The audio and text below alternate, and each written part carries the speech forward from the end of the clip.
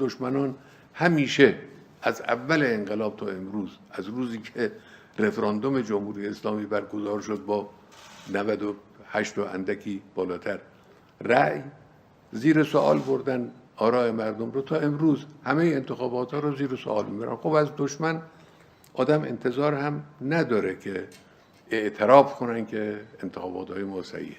جالب این است که بعضی از کشورها هستند که در میانه قرن 21 اداره قبیله‌ای میشن، یعنی در زیر حکومت یک قبیله دارن مدیریت میشن و اداره میشن، که اصلا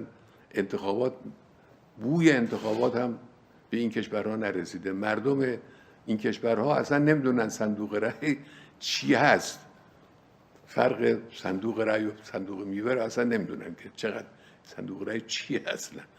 اینها هم تلویزیون 24 ساعته را میندازن که علیه انتخابات ما صحبت کنن، بگن انتخابات ایران دموکراتیک نیست.